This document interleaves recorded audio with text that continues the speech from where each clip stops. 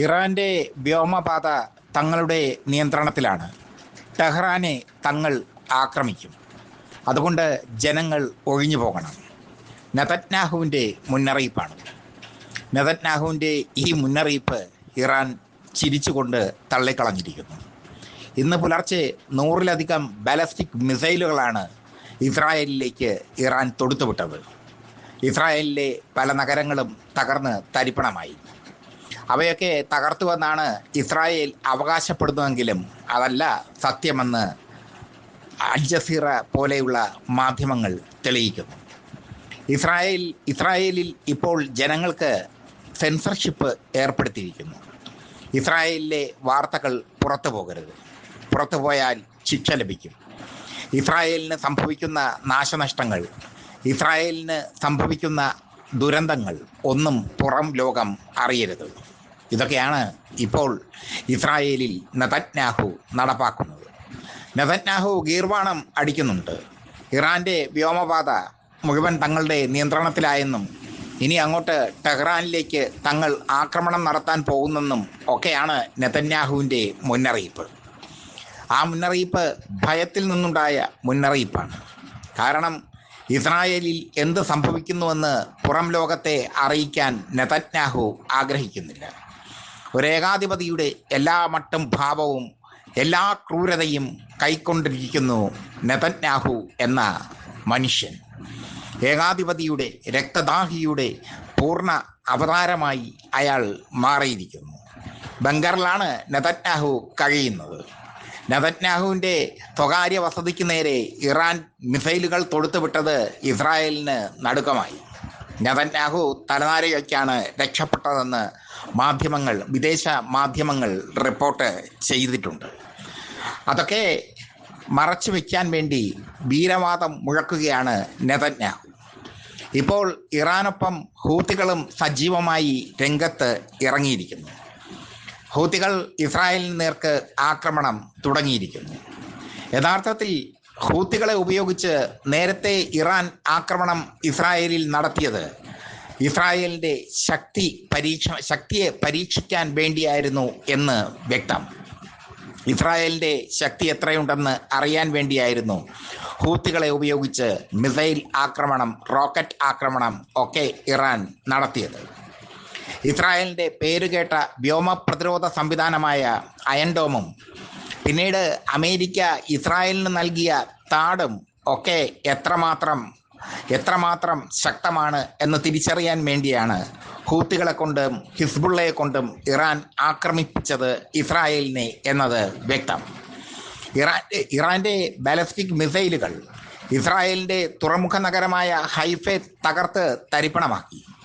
ഗസയിൽ എങ്ങനെയാണോ ഇസ്രായേൽ നരനായാട്ട് നടത്തിയത് അതുപോലെയാണ് ഇസ്രായേലിൻ്റെ ഇപ്പോഴത്തെ അവസ്ഥ. ഹൈഫയിലും ടെൽ അവീവിലും ഒക്കെ തകർന്ന കെട്ടിടങ്ങൾക്കിടയിൽ നിരവധി പേർ കുടുങ്ങിക്കിടപ്പുണ്ട്.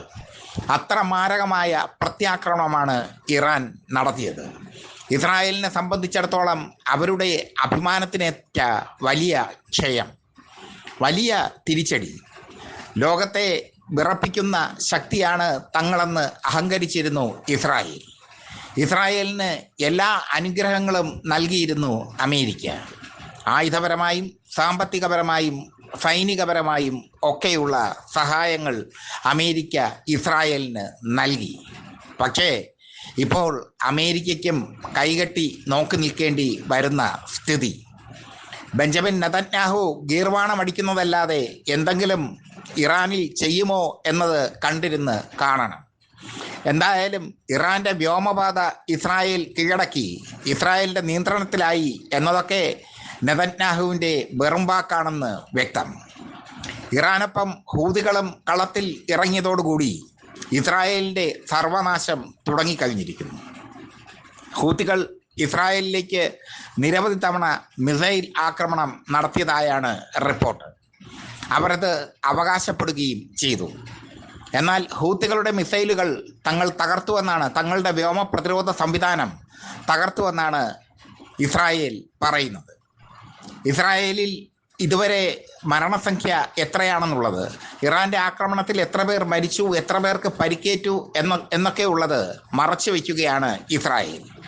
അവർ പറയുന്നത് 15 പേർ മാത്രമാണ് കൊല്ലപ്പെട്ടത് എന്നാണ്. 300-ലധികം പേർക്ക് പരിക്കുണ്ടെന്നും പറയുന്നു. പക്ഷേ ഇസ്രായേൽ 15 എന്ന് പറഞ്ഞാൽ അതിൻ്റെ എണ്ണം വളരെ വലുതായിരിക്കും എന്ന് ഇസ്രായേലിനെ അടുത്തറിയാവുന്ന യുദ്ധവിദഗ്ധർ പറയുന്നു.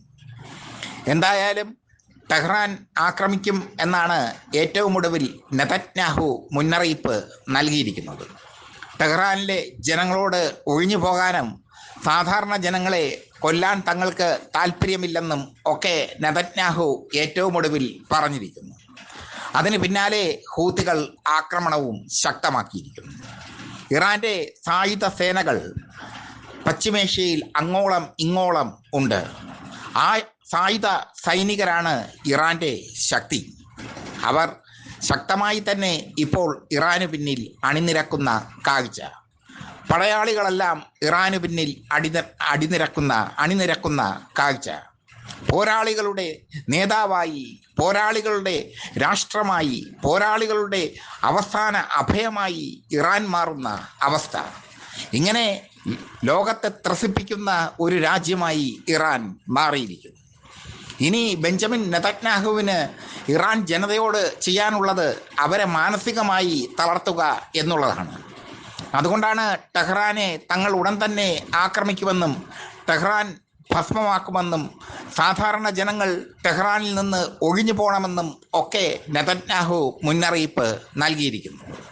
അതേസമയം ബാലിസ്റ്റിക് മിസൈലുകളുമായി ഇറാൻ ശക്തിയോടെ തിരിച്ചടിക്കാൻ തയ്യാറായി നിൽപ്പുണ്ട്. ഇന്ന് പുലർച്ചെയും ഇസ്രായേലിന് നേർക്ക് ശക്തമായ ആക്രമണമാണ് ഇറാൻ നടത്തിയത്. അതിൻ്റെ ദൃശ്യങ്ങൾ അൽ ജസീറ അടക്കമുള്ള മാധ്യമങ്ങൾ പുറത്തുവിട്ടിട്ടുണ്ട്. ആ ആക്രമണത്തിൽ ഇസ്രായേലിൻ്റെ നടുവൊടിഞ്ഞു എന്നതാണ് സത്യം. നെതന്യാഹു അതീവ സുരക്ഷയുള്ള ഏതോ ബങ്കറുകളിൽ ഒളിച്ചിരിക്കുന്നു. നെതന്യാഹു ഗ്രീസിലേക്ക് ചാടിപ്പോയെന്നൊക്കെയായിരുന്നു വാർത്തകൾ. എന്നാൽ അതൊക്കെ നിഷേധിച്ചുകൊണ്ട് അദ്ദേഹം പ്രത്യക്ഷപ്പെട്ടു. അദ്ദേഹത്തെ സംബന്ധിച്ചിടത്തോളം താനൊരു ധീരനാണെന്ന് ഇസ്രായേൽ ജനതയെ അറിയിക്കണം. താനാണ് ഇസ്രായേൽ ജനതയുടെ രക്ഷകനെന്ന് അറിയിക്കണം. ഇതൊക്കെയാണ് നെതന്യാഹു ലക്ഷ്യമിടുന്നത്. നെതന്യാഹു തുടരെ പ്രകോപനമുണ്ടാക്കുന്ന വാക്കുകൾ പ്രയോഗിക്കുന്നു. പ്രകോപനമുണ്ടാക്കുന്ന വാക്കുകൾ പ്രയോഗിക്കുമ്പോഴും ഇസ്രായേലിനെ ആക്രമിച്ചതിൽ ഇറാൻ ജനത സന്തുഷ്ടരാണ്. ഇസ്രായേലിനെ ഇറാൻ ആക്രമിച്ചപ്പോൾ ടെഹ്റാനിൽ ആയിരക്കണക്കിന് പേരാണ് ആഹ്ലാദ പ്രകടനം നടത്തിയത്.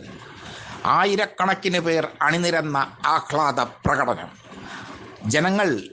ഇറാനിലെ ജനങ്ങൾ അത്രയേറെ ഇസ്രായേലിനെ വെറുക്കുന്നു. ഇസ്രായേൽ വെറുക്കപ്പെട്ട രാജ്യം തന്നെയാണ്, സംശയമൊന്നുമില്ല.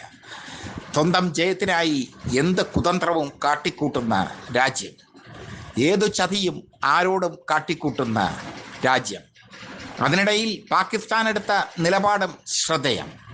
പാകിസ്ഥാൻ ഇസ്രായേലിന് അനുകൂലമായൊരു നിലപാടാണ് എടുത്തിരിക്കുന്നത്. ഇറാനെ തള്ളിക്കളഞ്ഞുകൊണ്ട് ഇസ്രായേലിന് അനുകൂലമായ ഒരു നിലപാട് പാകിസ്ഥാൻ എടുത്തിരിക്കുന്നു. എന്തായാലും അറബ് രാജ്യങ്ങൾ ഒന്നടങ്കം ഇറാനൊപ്പം തന്നെ